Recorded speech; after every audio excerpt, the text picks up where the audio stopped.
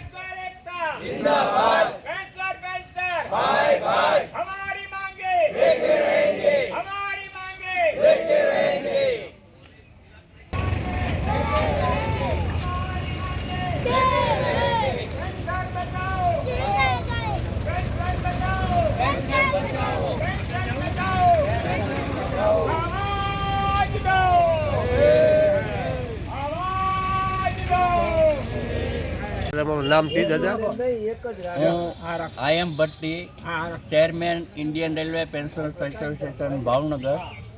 आज अमारो पेंशन बचाव दिवस है।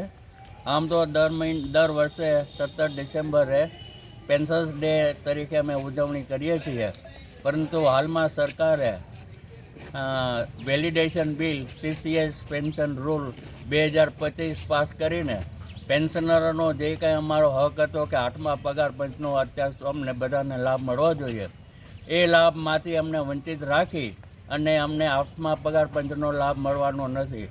અત્યાર સુધીમાં જેટલા પણ પગાર પંચ આવ્યા એ તમામ પગાર પંચનો પેન્શનનો લાભ આપવામાં આવ્યો છે, પણ સરકારની નીતિ અન્યાયભરી નીતિ આવી કે હવેથી પેન્શનરોને આઠમા પગાર પંચનો કે બીજા કોઈ પણ પગાર પંચનો લાભ મળશે નહીં।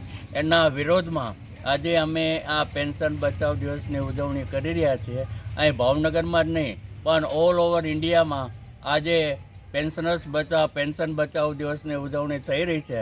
તેના અનુસંધાનમાં all India retired railwaymen federation Secunderabad અને બધી જ બ્રાન્ચો તરફથી આજે નવી દિલ્હીમાં જંતર મંતર ખાતે પણ ધરણા અને કેન્દ્ર સરકારને અને પ્રાઇમ મિનિસ્ટરને રેલવે મિનિસ્ટરને મેમોરેન્ડમ આપવાનો પણ કાર્યક્રમ રાખવામાં આવેલ છે।